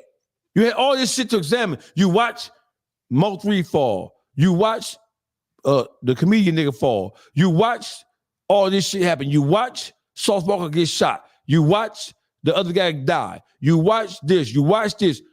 You have all these lessons at your feet, but then you come home and engage. You go right to Adam 22, Mr. Federality himself. That's not a wise decision. Who's advising him? Who his management? Yeah, I bet you he ain't got none. I bet you all he got is a booking agent. I'm not going to Adam to say a motherfucking thing. Vlad, we already called him Vlad the police. So listen, this is why we should never ever call Vlad or Adam the police again. Here's a nigga who sat back and watched all these niggas fall. You come home from prison and you run right to these crackers and let these crackers walk you right into nothing but beef questions. You ain't learned nothing, nigga. You are the devil, like they've been saying. Just like Rainwater said, this shit is because this devil ass nigga right here. He a bigger devil than me. Yeah. You feel me? You feel me? Time to go to work. Let it go, yeah, yo. He gonna make it through this time. Boogie, I hope he does. I hope he's not stupid like that. He gonna make it through this time. Now, speaking of stupid, y'all always give me perfect segues. DeJuan Wren, aka Street Girl Juanita. FreakyLord. FreakyLord. We Detroit, we don't know Lord. Street Lords. All we know is the Freaky Lords. FreakyLord. Hey, Street Lord Juan, you bitch ass nigga. Here we go. I'm on that. You pussy ass, bitch ass, hoe ass nigga. You look just like your mama. Street Lord Juan, you look like your mama with a wig on. A cheap wig. You bitch ass nigga. And for all you Street Lord fans, go sit y'all bitch ass down somewhere while a nigga go to work right now. You can't justify, minimize, or explain away this bitch ass nigga's behavior. Don't make yourself look like a fool trying to. Because don't forget, you're not dealing with no inferior-minded ass, feeble-minded ass, retarded, slow ass niggas here. Dogface, you're starting shit. You're the devil. Ooh, you're not from Detroit. Ooh, you're not born and raised. Suck my cock. You and your mama. And this is a divider. And look, this is a dividers. It's a dividers from niggas that's solid and then the other niggas that's flimsy. You know, like hood type of ordeal. Sometimes you gotta understand. Squares don't fit in a circle. It's a circle of real niggas that's in the world that know how to operate amongst each other, ain't trying to bump elbows with this nigga and fuck his bitch and fuck his wife. If he was gonna do that, nigga, we ain't cool. You know what I'm saying? We never was cool. I know of you, but you can't say we was cool or we did business. But other than doing business, good business, and having a good rapport, man, there's so many other women in the world.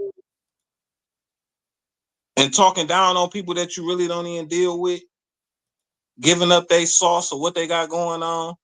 Like, so yeah, it is a dividance. Them niggas, they got their own side, and real niggas got their own side, and gonna continue to stand tall on 10, not fucking 9 toes, like somebody in Arkansas that did some incest shit with their cousin or some old FreakyLord activities. And this shit is brought up on a nigga who do flaw, flaky, flimsy shit.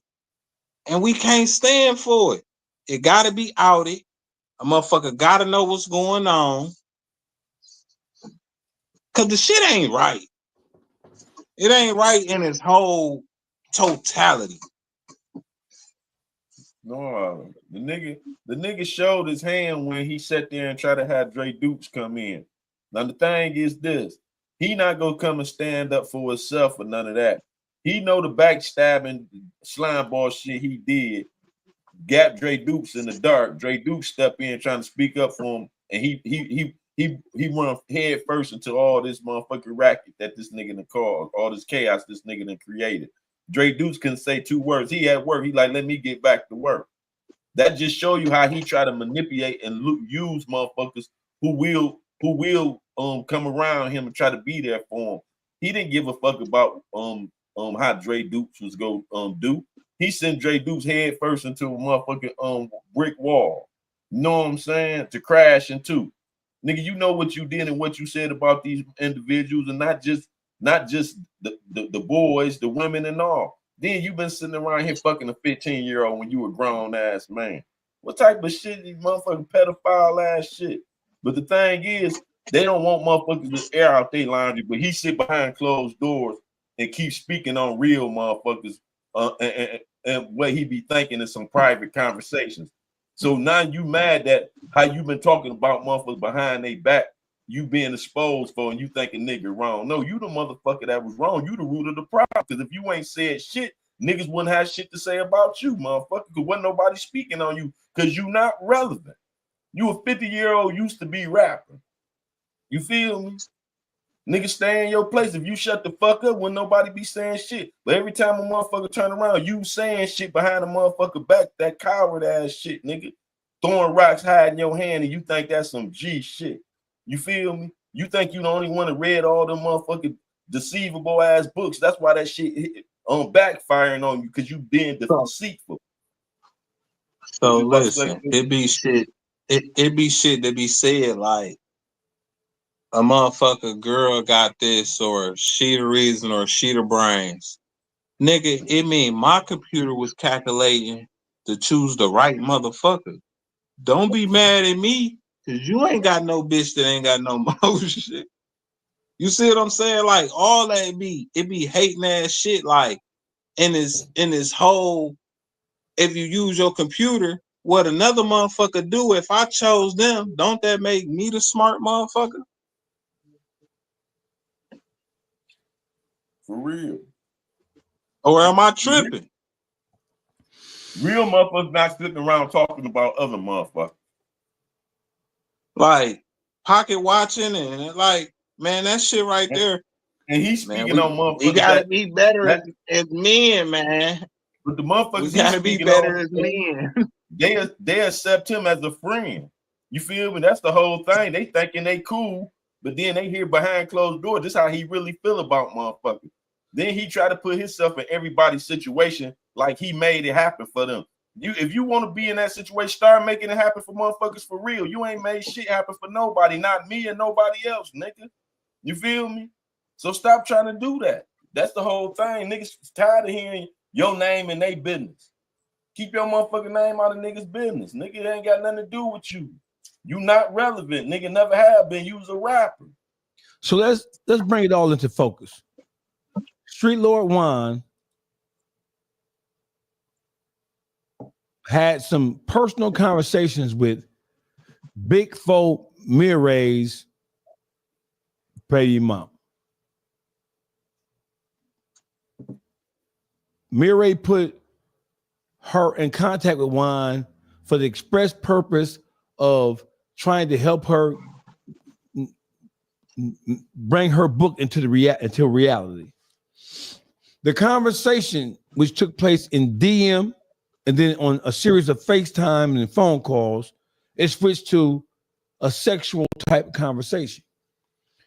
During this conversation that lasted for approximately a month and a half, Street Lord Juan spoke on several people: 42 Doug, Miray, his twin brother Ante, I Swear Vezo, and several more people.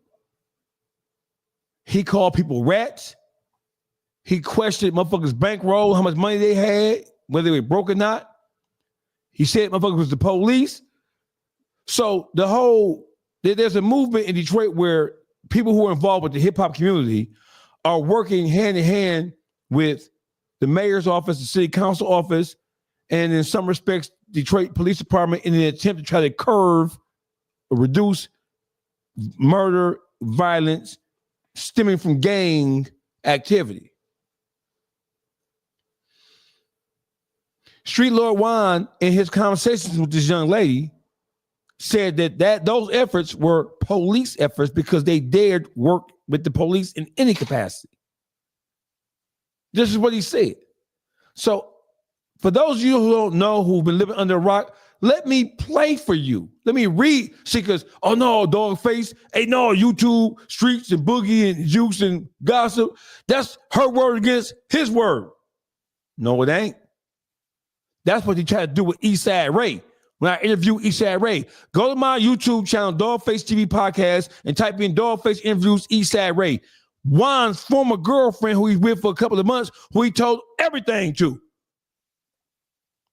So let me play something for you so we all on the same page here, right? Listen to this. Dre Dukes. What's up? I sent you the text messages. I mean, the DMs. You have them all. Apple has them. I Swear Vezo has them. Ante has them. Miray has them. Right. Ante already called him, and Apple already called him and cut into him Friday. Like, what's up with this? He said, I didn't mean it like that. She taking it out of context. They said, listen, we ain't drawn up on what you saying she said. We looking at what you typed her. You mentioned our names. She never brought our names up. You brought our names up. Yeah. She never said nothing about us. She told you she wanted to fuck on you. She told you that she wanted to bring other hoes and have an orgy with you, and you told her that ain't no orgy. I'm straight on that. An orgy, me and my we one hoe, and we all stand around in circles, jerk, and come on the hoe, and we all stand around in a circle and do it, and watch each other jack off on the bit. Yeah. Hey. So, Dre Dukes.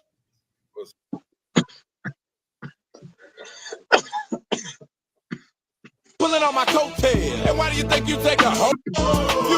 So this is one of the receipts. This is Street Lord Ron DMing Big Fo Miray's baby mama. Here's some of the things he said. He says, well, you don't understand. Their father is the police. You're talking to his baby mama. You don't think that she knows that the grandfather to her child is a police officer? One.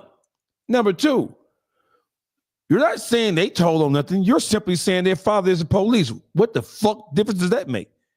Are you implying that because somebody has a law enforcement personnel in their family that makes them a rat or the police or something? You go on to say, she said, she says, I love their daddy. So she already know. He say, they got mad at me because I asked them who they work for. Now look at who he talking to. and talking about. So you told Apple, Mireille, Ante, you asked them who they work for, implying that they're the fucking police. She responds, Ray Wines, right? Everybody knows that. He says, yes, babe, true. But all in all, they all work for the police. They want to keep the peace. Then they should have went about it a different way. This is him having a conversation with a female, calling niggas the police. Watch this. Part of the game is good. Being real, I ain't trying to be You talking to me, or you talking to Mireille, who he's befriending? Whoever he befriended. Was he that cool with him that he felt like, yeah, we cool. We ain't gonna hit on my wife or nothing like that. Do y'all feel like y'all was that cool? You would have to ask Mireille. Yeah, I mean, that's I think Mireille was opening doors and introducing that to people. You feel me? He was saying he's his nephews. Yeah. Okay. Let's get a dick and pussy shit. How about this? How about y'all polices for interacting with the police, the city council, the mayor, in the attempt to try to stop these young guys from killing each other in gang violence in the city of Detroit? Them police. He's talking to the female. He's talking to the female about these who are high profile, who everybody in Detroit know. How about that, Dre Dukes? Hey, listen. Hey, dog. I appreciate your show, man. You do some real. I gotta jump off real quick, though, man. Feel me? Dre Dukes, you have a good night, brother. Salute to you, brother. You too, brother. Big Foe Mireille responded. He said, man, that nigga Street Lord Juan want to be relevant so bad. He go rapping some real niggas to a bitch. But you can't expect anything different from a bitch ass nigga. That was Big Foe response. 4-2 Doug and them people. When you seen this, Juice and Boogie, what did y'all say when y'all saw Mireille's response? I think he said exactly what needed to be said. Because the whole thing is, nigga, damn. I done sent my baby mama to you on a business tip. You know what I'm saying? He actually kind of went light on him. But it's self-explanatory. It ain't too much that need to be said. It just revealed how scandalous he is, dog. A motherfucker trusted you. It's unsaid that I trusted you because I turned you on and had my girl calling. You know what I'm saying? That's his child's mother. Even though they not together, that's still his child's mother. So what make it, even if she initiated, what makes you feel comfortable with having explicit conversations with this man's child's mother when you calling this man your nephew? These supposed to be your guys. Fuck out of here. If you backdoor a nigga on the female, you backdoor a nigga on everything else in life. You feel me? And that's for real. Ain't no honor. You ain't got no dick control, nigga. You ain't got no control at all. You feel me? So you would tell on the nigga, you would set me up, you would do anything to harm me. Yeah. Cause it ain't gonna be okay. You fucking my baby mama. You think you and a nigga cool, he wants you fucking with his baby mama, even if he ain't fucking with her no more like that. You feel me? So watch this. This is a screenshot of street bitch wine, fuck boy, pussy nigga. You bitch ass, unscrupulous ass, fat black ass, pickle pig feet eating ass, vagina sausage eating ass, bitch ass nigga. You an ugly fat bitch and you look like your mama. So I'm gonna let y'all play. We can read it and everything. So this is when she said, hey, listen, I'll bring a couple of hoes to the table. We can fuck off on them. This nigga say, no, listen to this shit here. Man, we catching a buzz. This shit. I want y'all to hear from very beginning. Hold on, my bad. Yeah, so me and my girl, we chilling, we drinking, we vibing, we catching a buzz. This shit, this shit is on the flow. So he ended up FaceTiming me. Like I said, we was talking every day on the regular. He FaceTimed me. I'm fucking with the bitch, whatever. So I'm like, damn, you see this motherfucker? So he all being nonchalant. Oh, she straight. She cool or whatever. So I'm like, damn, you see this fat ass on her? Like, yeah, we gonna do X, Y, Z to you. We gonna suck you, fuck you. Me and my bitch about to get you together. So he like, oh, what type of freaky shit y'all done been into? What's the freakiest shit y'all done did? So we like, shit, it ain't shit that we ain't did. You feel me? So he like, y'all been to orgies and shit. So we like, hell yeah, we be into orgies. Like, we done had 10 bitches and one nigga and all type of shit. So he like, that ain't no fucking orgy. He was like, I throw freak parties. So we like, what type of freak parties? You feel me? I'm like, oh yeah, that seemed like a good idea. And people pay to get in and stuff. So he was like, nah, people don't gotta pay to get in because it be me and my niggas. So I'm like, you and your niggas. He like, yeah, it just be me and my niggas. I said, oh, okay, like so you and your niggas and me, I bring some bitches over there. So he like, no, it could just be you and your girl, and it could be me and like 20 of my niggas. And then we take turns on y'all, flooding y'all eyes and y'all thighs will come, fucking y'all throat. So I'm like, huh? So she like, what? She instantly looked at me like, it's what? So I'm like, bro, at some point in time, somebody dick is gonna touch somebody dick. Somebody cum is gonna touch another nigga cum, or another nigga dick is gonna touch another nigga cum, because it's no way possible that our eyes and our thighs is gonna be flooded, and y'all gonna be fucking us without y'all dipping in each other cum. So we instantly knew, like, this nigga gay. Because what else is it? Like, the shit was so weird. I'm just like, she looking like, ew, bitch. Bitch, I'm not going over there to fuck with you with that nigga. Bitch, go on by your lonesome. So that's what she said. Well, that's what she's saying, Dollface. How you know this? What? Here's FreakyLord Juan DMing her. I mean, like one guy fucking your throat, busting in your face, then another fucking your throat, busting in your face, then another doing the same thing until your face and your thighs flooded. She says, oh, no, never.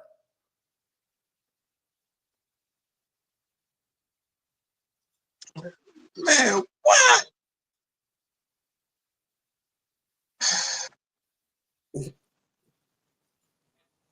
The FreakyLord is here. Juan Diddy. That's Juan Diddy. Let me tell you something, bro.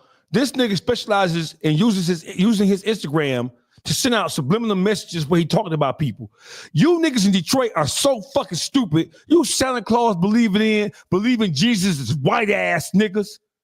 This nigga is a despicable jizz man. Jizz man. That's him.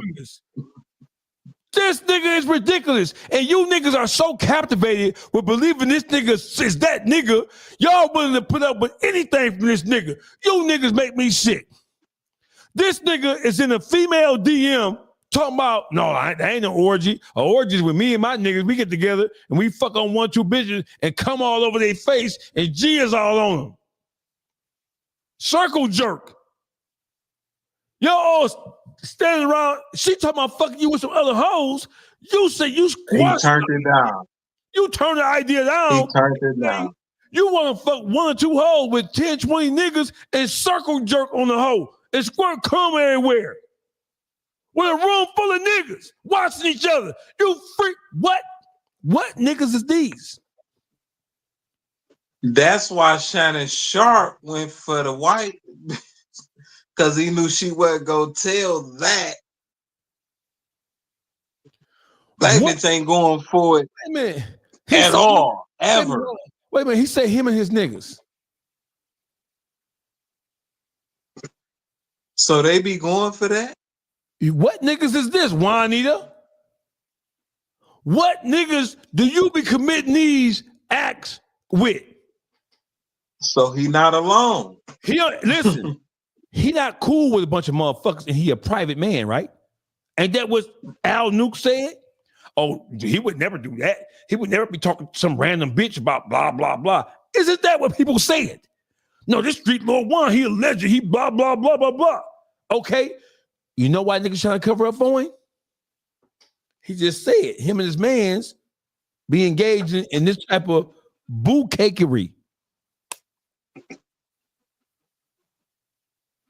This nigga said one of them niggas gonna fuck around and skeet on the other nigga. You diddy ass niggas.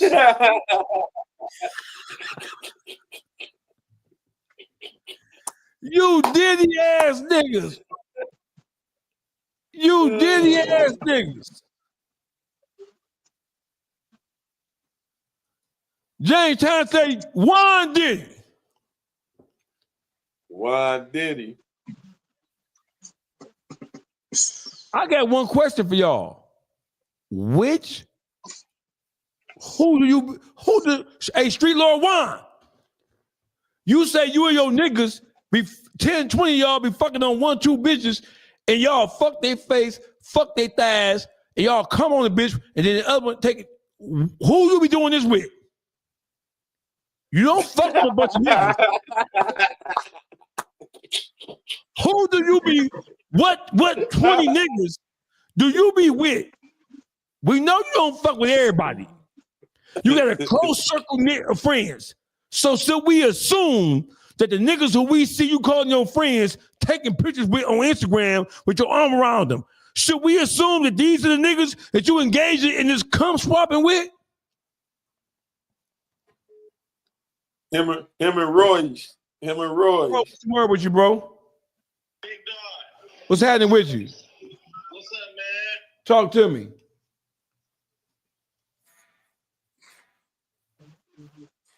Right? Yep, it's legit, but you know how you gotta watch yourself, you hear me? What's tonight? What is it? Was it Saturday? Oh, downtown, somewhere downtown, bro. Give me a couple of minutes, and I'm gonna figure out where you should go, and I'm gonna send you a couple of locations. You hear me? All right, I got you. It's Y&J manager from Flint checking in, man. Hey, listen, Street Lord Juan, here's the question. You can't say she lying on you. You've been caught with your proverbial pants down, freak man. Jizz, man.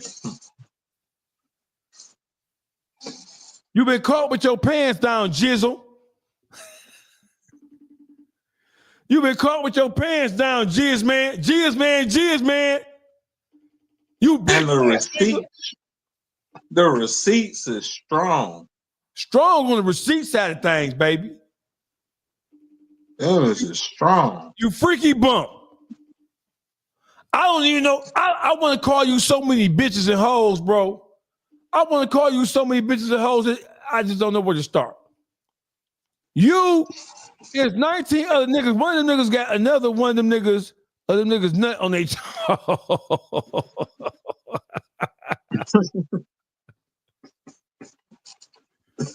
Are you fucking Man, serious? real spill. What? Are you fucking serious? Hey, Boogie. So watch this, Boogie. Let's go to the next one, Boogie, because this shit is unfucking believable. Look right here. So he like, what you doing? I'm like, I ain't doing shit. I'm like, what's going on? So he like, I just had this crazy ass dream about Doug. I don't know. He been on my mind a lot lately. So I'm like, I could tell you some shit about Doug for real. But, you know, me and him ain't seeing eye to eye, so I'm going to just let that be what it is. So he like, no, I could tell you some shit about Mireille, but I don't want you to cry because I know words cut deep and you'll be over there in your feelings. So my wheels are turning because, you know, I'm in love with this nigga. So now, nigga, what the fuck you got to say? Because, nigga, at this point, I'm going to get it out you one way or another because you done already threw all these little hints. So I'm like, what's going on? I'm a big girl. I can handle it. You done said all that. You might as well put it on the floor. So he called, like, I just couldn't understand, like, you know, you a fine motherfucker, like, and you held him down. You was there for him. You helped him come home. You gave that nigga some cheese. Like, I don't understand why he did you the way he did or whatever. So, you know, I got to asking a few questions and shit like that. And he was basically saying that Mary said I didn't look good for his image because of my weight. and that he had to go get him some Instagram models, some bad bitches, because I wasn't of his caliber, because I didn't fit the criteria to be put on his arm just because I had a couple dollars. My weight mattered to him, and he couldn't go out like that.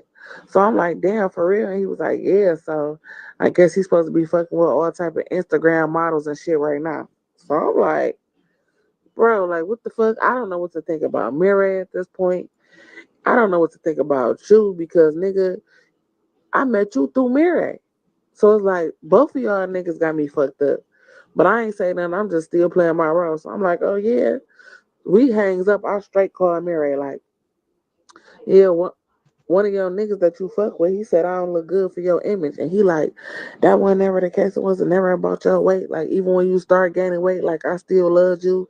And it was never about that. Like, shit took a turn for the worse. We broke up, we went our separate ways. It was never about your weight. Like, why motherfuckers trying to make it seem like that? I never told him who it was, but I definitely went back and asked him, because like, bitch, you got me over here in my feelings about this shit.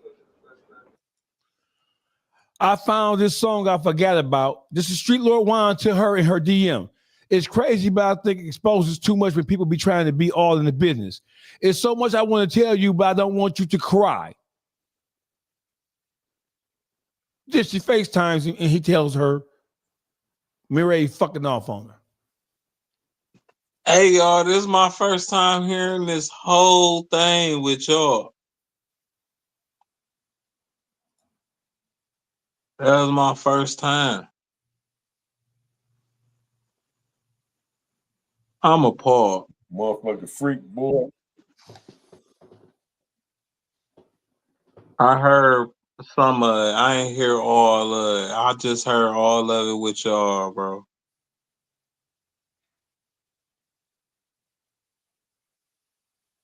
Yeah, he out Damn, cold. I know y'all probably looking like, damn, Boogie eyes ain't open. They open.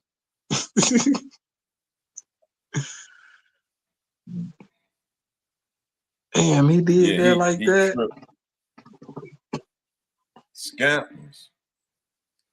But it's the whole it's the whole backdoor formula though. It ain't just he got a freak side. You know what I'm saying? You just a slime ball character all the way around the table on how you deal with individuals. You a fake friend. You feel me? You only deal with motherfuckers if it's something that you could gain out of the deal, and then you use this fake persona like you some record executive. You got some record exec plugs, and you be trying to trick up and coming stars into believing in you. So listen, if he sent his baby mama to wine, that means him and his baby mama is on a good accord. They taking care of their kid, having good conversation. He probably taking her out to eat every now and then. Whatever the case is, making sure she's straight. They having good conversation. It ain't usually the regular back and forth bullshit. Then wine come into play after he send his baby mama, send his baby mama to wine for the book, and wine throw this shit in the game. Now she calling baby daddy like, what the fuck is this? You think I'm a fat bitch? You know what I'm saying? Like, nigga, damn, I ain't good for your image. He, hold on. We good. What the fuck going on? He legit don't know what's going on. He don't even know who it came from. She just, cause she said her friend, hey, one of your friends, nigga. He like, which one of my friends to say some shit like that? He don't know what's going on. Oh, you just gonna fuck up what I got going on day for day. She asked for diapers. She asked for shoes. She asked for a playground in the backyard. Nigga, I go get it. And you come through this motherfucker and fuck up everything I got going on. And nigga, you lying?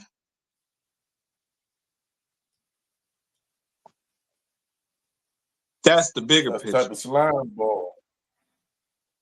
Type of slime ball. He don't even know what's going on. He don't know where it came from. At the time, he ain't know what's going on.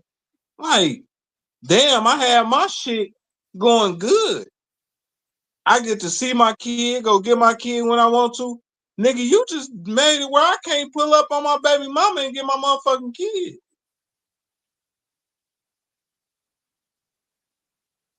And I don't pay child support.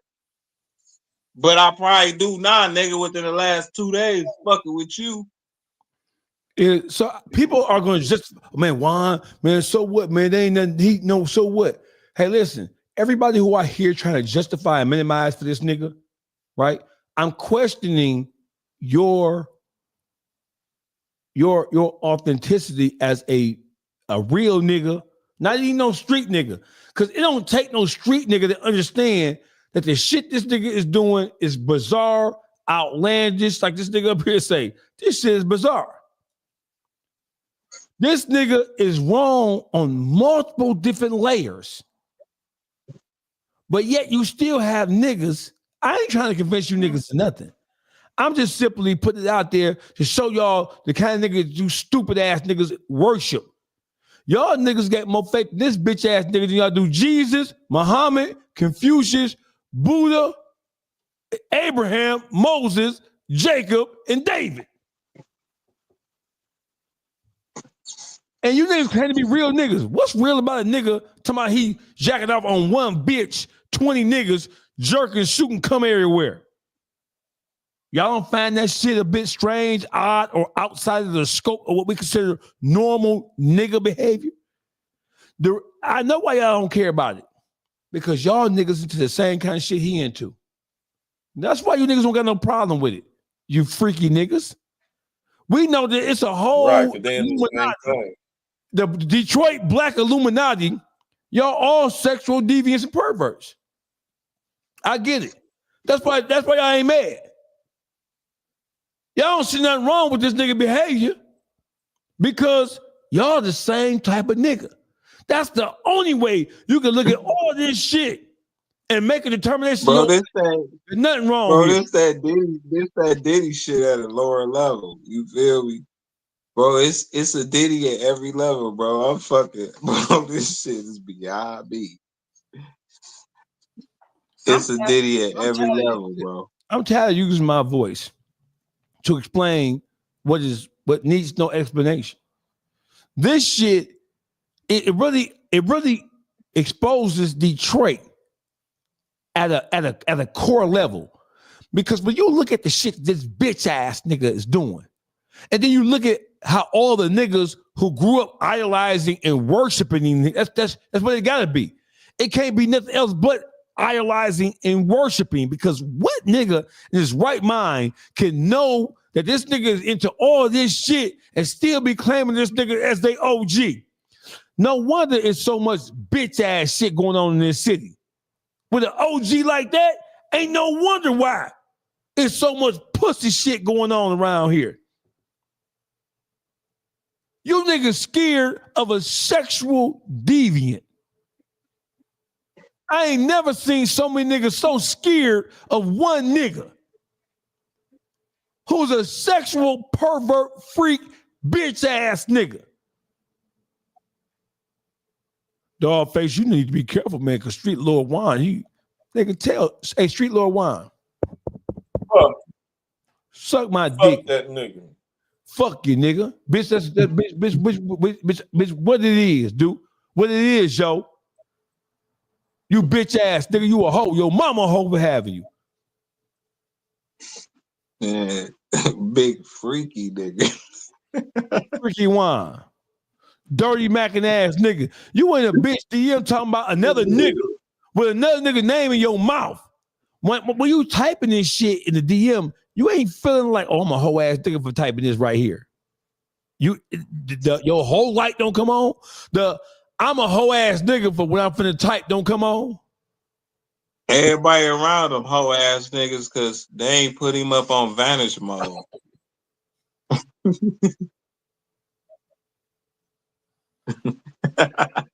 Man, he really feel he above the Y'all program. let it go out He really like feel that, he's bro. somebody. You know, Instagram in the inbox got vanish mode. Somebody writes something, it just disappear. You do something. You can't do nothing without it disappear. The motherfucker ain't put you up on vanish mode. Man, you let him get down on you like that. It's out there now, nigga. You know what I'm saying? Ain't nothing you can do about it now. So, Juice, how can he? So he's now saying, man, I didn't say that. I didn't mean it like that. How can, when you examine, you have all the DMs between him and her. After you have examined it, you and Boogie, tell me, how can he justify what he did and make it appear as if it meant what it said? He can't change what was said. You feel me? Shit, Or what you bullshit. I'm about to did, get Eddie, my what out. you said. To be involved in the conversations you was involved in with her, you dead motherfucking wrong. So how can you justify saying motherfucker took anything wrong? It was took how it was supposed to be took, nigga. It was the form of disrespect and slander and back talking, nigga. You feel me? All I bitch believe shit wine. was doing. I believe it was all a lie. I believe wine. It was AI.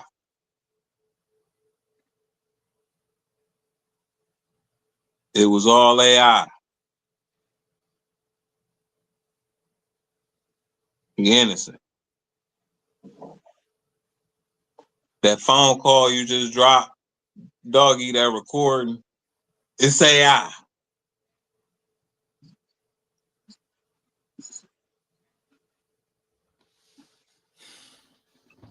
man, I'm finna go. So what if Juan say that? First of all, I can't call. Hey, Juan, I'm finna call you a bitch. Prepare yourself. I can't put enough aggression in the bitch that I'm finna call you. Get yourself ready, Juan. Hey, street girl Juan. I call you a girl because you a girl. Why you call him a girl? Why you call him Juanita? Because he a bitch. He do bitch shit. He act like a bitch. He reminds me of a bitter bitch. His mama raised a bitch. He should have been a girl. He a chick with a dick. That's why I call him a bitch. You a hoe, nigga. You don't move, shake nothing around here. And for all you niggas who ignoring all these facts that's been put on the floor because y'all want to suck a nigga dick, y'all the niggas who was in those circle jerk parties with this nigga. I now know. Because he ain't got no bunch of friends. So name 20 niggas that Juan is friends with in Detroit. Those are the niggas. Yeah, that's gonna be that's hard. Right. No wonder y'all don't care. And you know if what? you do, Because he got something on y'all niggas. Hey, listen, get some digi shit, bro. Juan got shit on these niggas. That's why these niggas can know that he said something about them and they won't respond no matter what. And that's why the other niggas who know he do bitch shit ain't calling him out on his bitch shit. You know why? Because they can't call him out because he has information on these niggas. They was at them jerk parties with him. Jerk ass, y'all niggas are jerk party. Diddy ain't the only strange nigga. Harvey Weinstein wasn't the only T.D. Jakes power bottom ass nigga. Under what circumstances would you ever feel comfortable standing around watching the nigga jack his dick and squirt cum on a bitch with you right there in the same room? Right. What type of shit is that? Why would you care to bring up another nigga when she talking about a bunch of bitches? Exactly. Like, how that even cut in your mind? I'm like, shit, you can't get more bitches? That's what a nigga on. You went and thought about, man, what? That's deep. But hey, to each his own. If that's what he want to do, he could do that. He could either way. They ain't got nothing to do with me. But them is freaky activities. Shout out to Gus them in freaky Georgia. activities. Shout out to Augusta, Georgia. BG down in Atlanta going crazy. He shot my man OG Freeze live on stage. Shout out to Augusta, Georgia. Shout out to all my player partners in Atlanta all over that motherfucker top to bottom. Augusta, what's up? First Fridays is yesterday. What was the first? Yes. Oh, the first was Thursday. First Friday Thursday. is. If you ever wanna go to a dope ass city, right? You need to go to Augusta, Georgia on the first Friday every month. 12 months a week, 12 months a year. It's the whole weekend of partying, having fun, enjoying yourself, clubs banging, strip banging. Augusta, Georgia, nice place to visit and party and get off. And they got some big country horses down there. Class deals. Hey, FreakyLord Wine, you a bitch, nigga, and everybody who fuck with you bitches and fuck you hoe ass niggas, man. Hey, listen, YouTube streets, public figure Boogie, Uncle Juice, the Beef Factory 313, get y'all social medias out, bro. Public Figure Boogie TV on Instagram and YouTube. Go and follow, subscribe, like, comment, hit the bell to stay notified for when I go live and I drop. Mr. Time to go to work. Juice. The Big Factory 313 Woe Stories Podcast. Tap in on all platforms. You feel me? Do we have a parting message? Who wants to give the parting message to FreakyLord Juanita?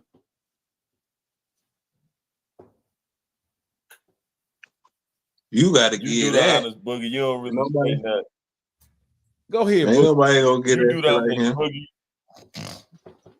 Oh, well, fuck it then. Since y'all gonna make me do the shit, You don't never say nothing. We been on his head. yeah, you know, cause listen, it don't really be too much to say about the FreakyLord. I read everything, I seen everything. He a foul man. You get what I'm saying? Like everything about him foul is bitch made. Everything I thought of him, cause I'm gonna tell you the honest to God truth. I grew up thinking he was the one. You feel me? I ain't gonna lie to you. I grew up thinking he was the one. Yeah, he is the one. Yeah, he fucked up. But he definitely the wrong one. But I did grow up thinking this motherfucker was the one. You get what I'm saying? But to hear all of this and being through everything I'd have been through, seeing shit through the streets and living, he don't surprise me. You get what I'm saying? Mm-hmm. He don't surprise me. Seeing what I'm seeing now, he don't surprise me, bro. What do surprise me though, like I always say, to call motherfuckers rats or snitches that's trying to help the kids, my nigga. Nigga, you out of order. You want somebody to do something to one of your kids or something? One of these niggas' kids do something to your kid? That's like Juice and Dog. They done been to jail together. Not Dog face kid do something to Juice kid. What the fuck? Cause motherfuckers teaching their kids wrong or can't get a hold of them, or like, and y'all friends, but y'all kids end up beef. Like, nigga, come on, cause that's the shit that's going on, and you a cornball for that. Right. You know what I'm saying? For real. Now, what you do, the freaky shit you do behind closed doors, nigga, that's on you. But hey, FreakyLord, that shit out there, and motherfuckers know exactly how you land now. And for the niggas who ain't on that, nigga, they done X you out. But you do got a place. It's in an ABC, LGBTQ, whatever community that is, nigga, they accept it. And they taking whoever. So, nigga, it's somewhere for you. And he likes self-control, and he like being a stand-up nigga. You feel me? To even be cutting into anybody that sends somebody to you out of respect that of your relationship, for you to be indulging in anything other than what y'all was supposed to be indulging in. that slime ball, unethical shit, nigga. Niggas don't do that, take them type of opportunities. You lack self-control. And if you ain't got enough control to contain yourself in that situation, why would a nigga fuck with you on any levels, nigga? You bound to try anything. It's the bound to try anything part for me. You know what it is. My name is Dogface Calderon. This is YouTube Streets. Y'all follow me. Hey, listen, man. FreakyLord Wine, you a bitch. Your mama's a stinking ass bitch. Your mama look like Lamar Odom.